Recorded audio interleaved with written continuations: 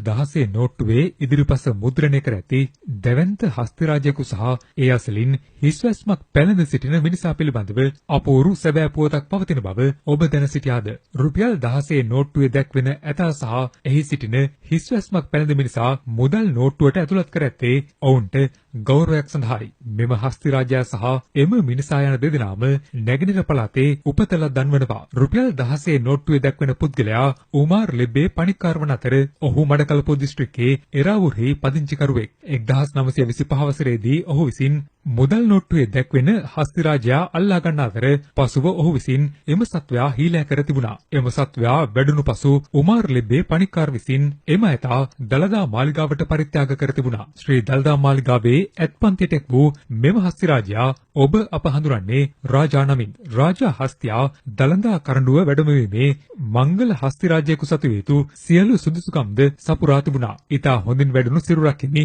රාජා හස්තියා හිස ඉතා ඍජුව ඔසවා තේජාන්විතව ගමන්ගත් හස්තියෙකු ලෙසයි සැලකෙන්නේ. මංගල හස්තියෙකුගේ අංග 7ක් පොළවේ ස්පර්ශ විය යුතු යන්න පිළිගැනීමයි. රුපියල් 16 නෝට්ටුවේ දැක්වෙන රාජා හස්තියාගේ හොඬය, පාද 4, වල්ගය සහ ලිංගයද බිම ස්පර්ශ වන අතර එය මංගල හස්තිරාජයෙකු සතු ලක්ෂණයන් වනවා. දළදා මාලිගාවට දිගු කලක් සේවය කළ රාජා හස්තියා තම ඇත්ගොව්වාටද අතිශය කීකරු සත්වෙකු අතර තීක්ෂණ බුද්ධියකින් යුක්ත වූ හස්තිරාජයෙකු ලෙසයි සැලකෙන්නේ. 1955 වසරේ ඇසළ පෙරහැර සමයේ එක් දිනක කරඬුව වඩමවාගෙන ගමන්ගත් රාජා හස්තියා මහනුවර රැජින හෝටලය අසලදී එක්වරම නතර වී තිබුණා. ඒ ඉදිරියට හෝ පසුපසට ගමන් කිරීමකින් තොරවයි. ඒ හේතුවෙන් පෙරහැරද මොහොතකට අත්හිට වුණා. එවක දියවඩන නිලමේ තනතුර හෙබ වූ සීබී නුගුවෙල මහතා පැමිණ ඇතු ආමන්ත්‍රණය කර තිබුණද රාජා හස්තියා ගොරවා නිහඬ වූ බවයි ප්‍රකාශ වුණේ. පසුව හස්තියා දෙස විමසිලිමත්ව බැලීමේදී අනාවරණ වී තිබුණේ හස්තියා මත තැන්පත් කර තිබූ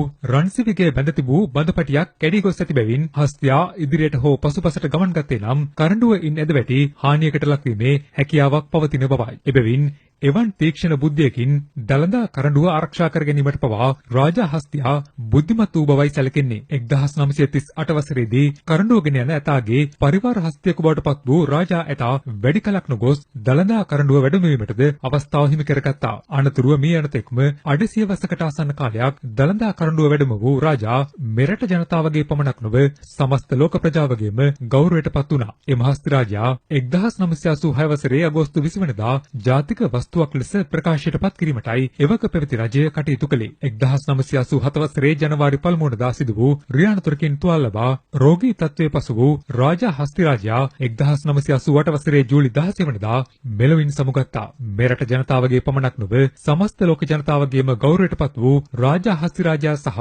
ඔහු දළදා මාලිගාවට පරිත්‍යාග කළ උමාර් ලෙබ්බේ පණික්කාරට ගෞරවයක් ලෙසයි ඔවුන් දෙදෙනා රුපියල් 16 නෝට්ටුවේ සලකුණක් ලෙස මුද්‍රණය කිරීමට තීරණය